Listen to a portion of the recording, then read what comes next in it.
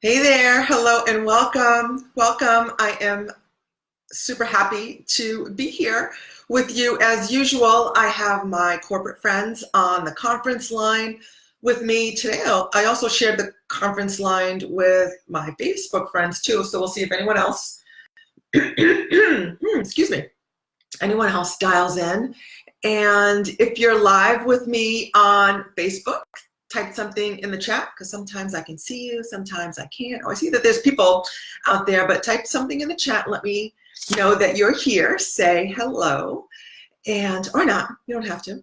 But today we are talking about communication, right? So one of you asked to talk about communication, some tips on communication, and this is really a big topic. So this might be a series. Hey, Bill, welcome.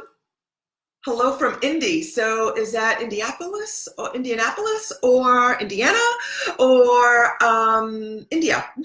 But hello, glad you're here.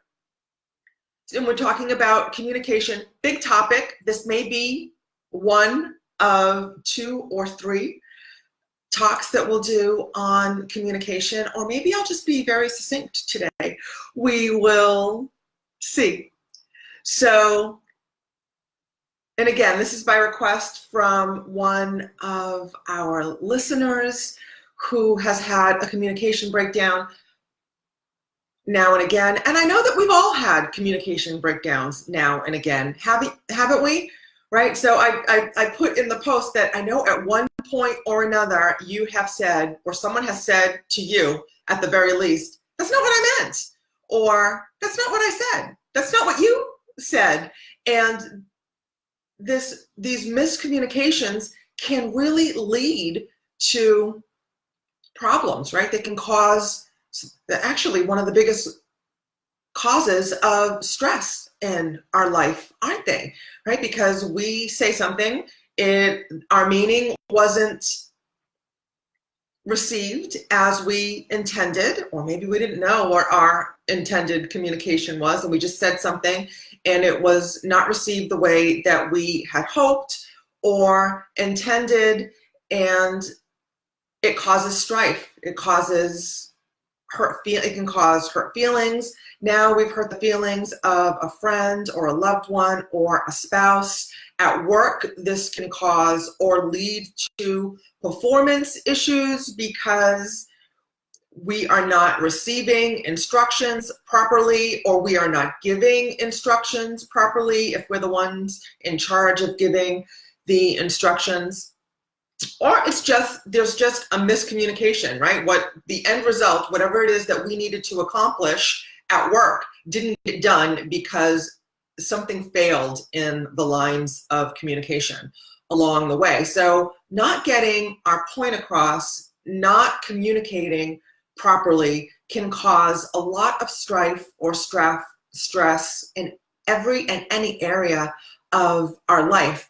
So it's important that we understand why that is, how that can be, right? Because oftentimes we're just stumped. So let me give you an example that, so I went to the doctor recently with my mom, and she was, they were talking about, surgery might have been an option for her condition. And I was talking to my mom later about the visit, and she said, well, the doctor said that I was too old for surgery, that he didn't think I should have the surgery because he thinks I'm too old to have the surgery. And I'm glad that I was in the room with her, because I said, he didn't say that at all, right? The doctor did not say that. Yes, he did. No, we talked about your age and that it might be a factor in determining on whether or not you have surgery, but the doctor did not express an opinion about whether or not he thought you were too old to have this surgery. So that's just one example of how one statement can be construed in many different ways. And why is that? Lots of reasons, right? So first of all, I want to share with you that there are three forms of communication, right? So when we are speaking to someone, there are three forms of communication. There are the words that we speak, our tone of voice, and our physiology. And I think you might be surprised at which ones are most or least influential. So studies have shown that words are only 7% of the influence in conversation, right? So the words we speak are really only 7% of what people hear or receive, right? Because next is your tone, right? Your tone is 38% of what people hear or receive, or the part of your communication that is influencing the listener. Tone, right? And the biggest percentage is our physiology, right? Our body language is 55% of the influence of what the listener or the receiver is receiving from you. So isn't that amazing? I find that to be amazing. So for example, I could say, Mary, could you please close the door? And that's one message. Next, I could say, Mary, could you please close the door? Change the tone of my voice, and I think you'll all have heard the different message. And Mary, could you close the door? Again, change my voice again, the tone of my voice again. For those of you on the phone, I put my hands on my hips and I tilted my head in annoyance, right? So I use the same words, but three very different messages to Mary about closing the door, right? So, and why is that, right? So perception is reality. Our perception is our reality. And my perception is different from your perception, is different from her perception, is different from his perception. And that's because that we all have different experiences, means of taking in what's going on around us. So I'm sure that you've also been in a situation where maybe you have walked by a certain location time and time again, and then months, weeks, years later, you walk by and you see something that you had never seen before. And maybe you walk by with a friend, right? Maybe it's someplace that you walk regularly with a friend, and she says to you, that's Madeline, that's always been there. But it's been years you've been walking by this exact spot and you've never seen it before.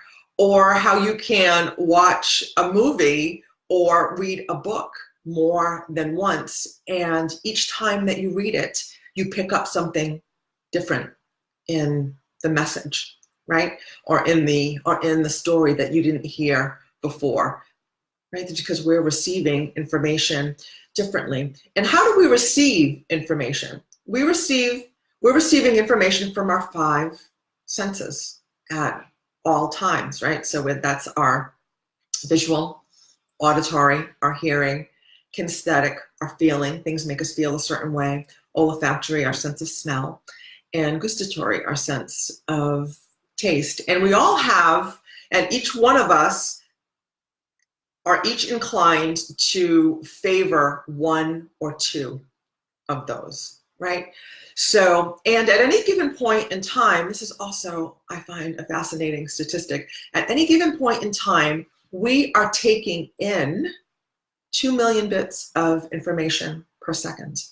2 million bits of information per second. However, our being can only process 126 bits of information per second. And we take that in, again, through our five senses. And then in order to narrow down all that information into a bit of information that we can process, we delete, distort, and generalize, right? So we delete information that we decide is unimportant, uninteresting, not necessary at this point. We distort information based on our memory, our experiences, right? Based on who we are, what's important to us, what our values are, what we remember hearing in the past, what our beliefs and what our attitudes are about stuff will determine what we take in.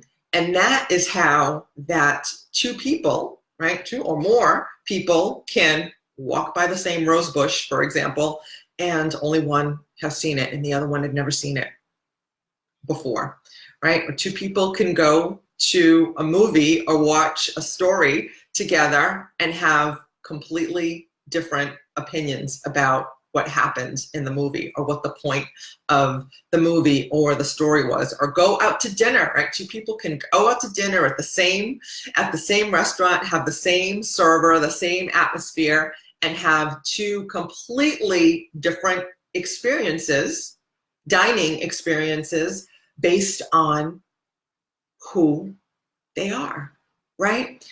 So I think I'm going to leave it here for now because I could talk about this so much more. But again, we always come to, and I will again next week, right? I'll talk about this again next week. I'll pick this up from here next week. But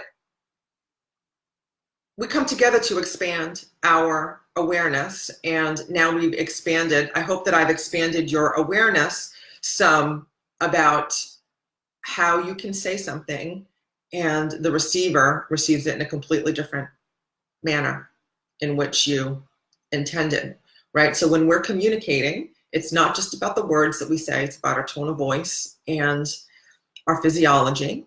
And we have to understand that the person that we are communicating with is different from us and may, hey, Chris joined, welcome Chris. Glad you made it, is different from us and may perceive or receive information differently from that which was intended.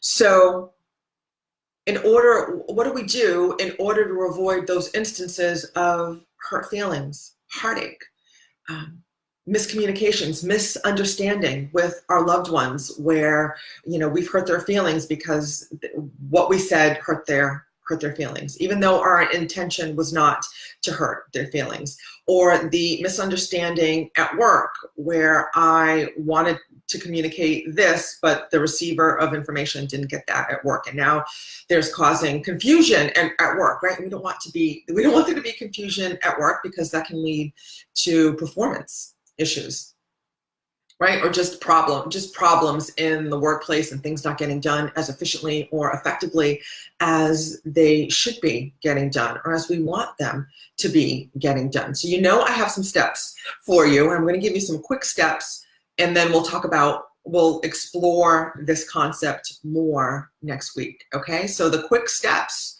are, don't make assumptions, right? We've talked about this at length and we're going to talk about this some more next week. Don't make assumptions, right? So, and that's when you are the receiver and the communicator, right? So back to my mom at the doctor's office, right? So we had a follow-up visit recently and we got to ask him, do you think I'm too old?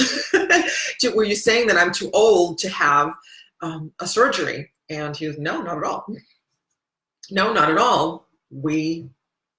That's just, your age is just a factor, but really your health condition is really more the determining factor about whether or not you would be a good candidate for surgery, right? So mom was making an assumption and we can see how that leads to confusion, right?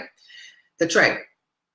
So don't make assumptions. To that end, ask questions, right? So often if you don't understand something, ask questions, right? And that's if you are the listener and the communicator. If you are the one doing the talking, ask a question and ask, does that make sense? Or do you understand what I'm asking of you or what I'm saying to you? What questions do you have? And the same goes for the receiver of the information. So often we don't ask questions because we don't want to be perceived as not understanding or being slow or stupid to catch on. But asking, there's no such thing as a stupid question. Asking questions goes a long way to clearing up any miscommunication and confusion going forward. And lastly, the third thing, certainly not lastly, is meditate, right? So meditation will expand our awareness so we are reminded of what we've learned here today. And we will go forth in our communication and be mindful of that I'm not the only one here, right? And that the person that I'm speaking with is different from me. They've had different experiences from me. So what I'm saying, they may not receive what I'm saying in the spirit in which it was intended. So it's up to us to be aware of that so we can go forth and communicate more effectively. So I have a couple of people on the line. So what questions do you have, my friends on the line, or comments? Everyone's unmuted. Or my friends on Facebook. Yes.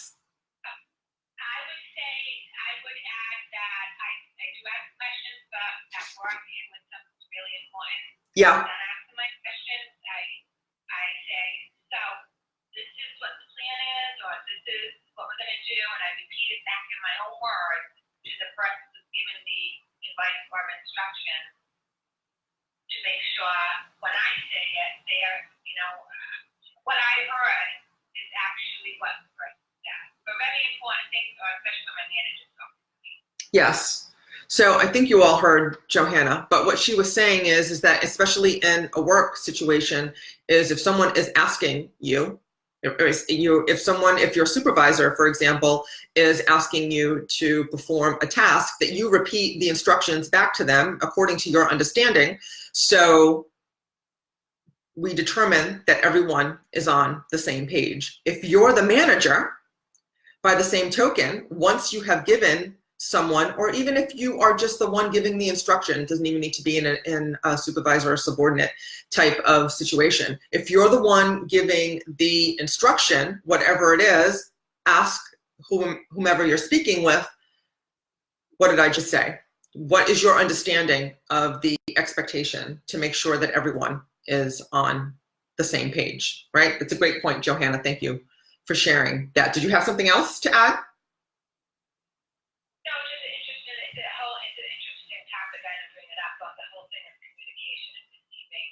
Yep. Yes. I hear people say, this is what you said, this I'm going, what? That's not what they said, right?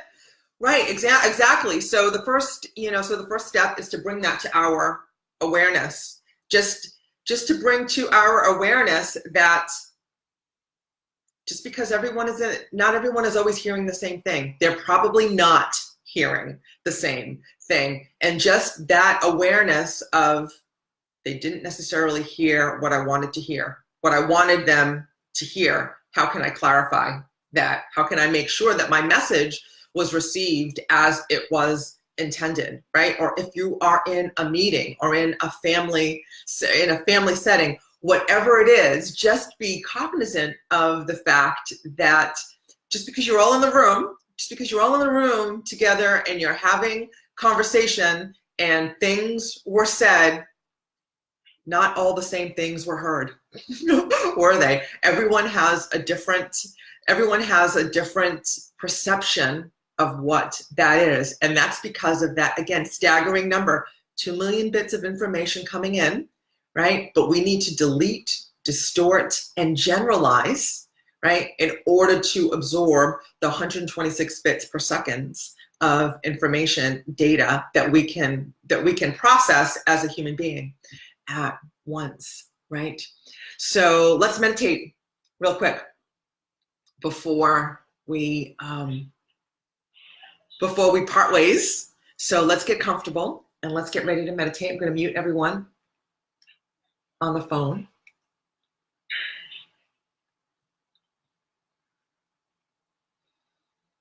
And let's close our eyes. Connect with our breath. Just bring our awareness to the inhalations and the exhalations.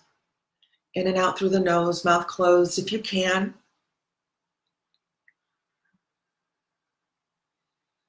You're sitting comfortably, whatever that means for you.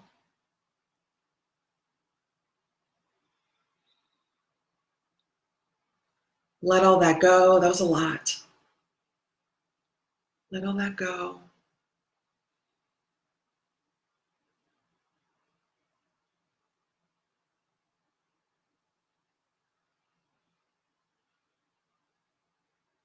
And now let's begin the silent repetition of the mantra. So, hum, or your primordial sound if you have it.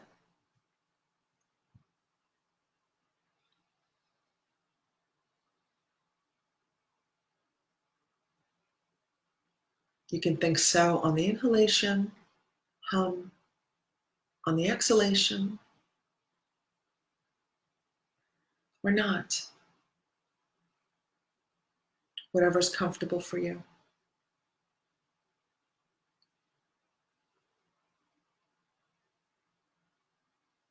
Remember that repetition of the mantra is gentle and relaxed.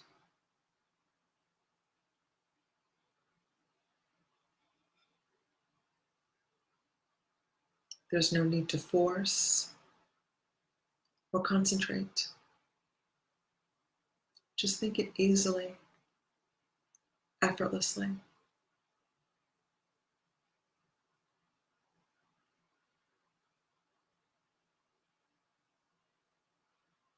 And when your mind drifts away, because it will, just notice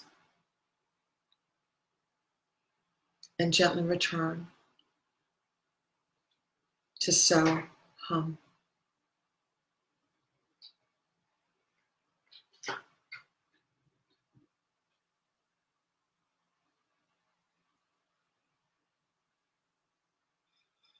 So let's continue meditating gently. I'll watch the time and let you know when to stop. Enjoy.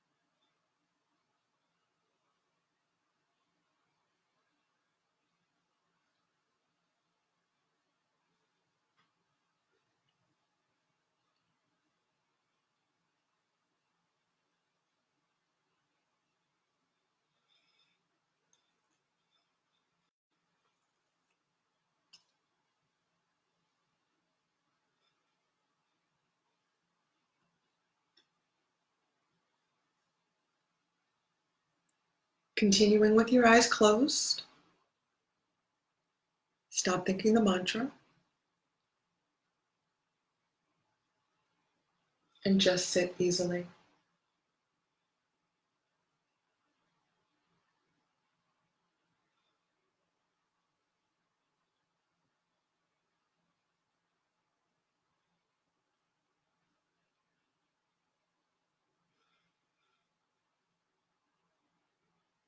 And when you're ready, when it's comfortable, slowly open your eyes.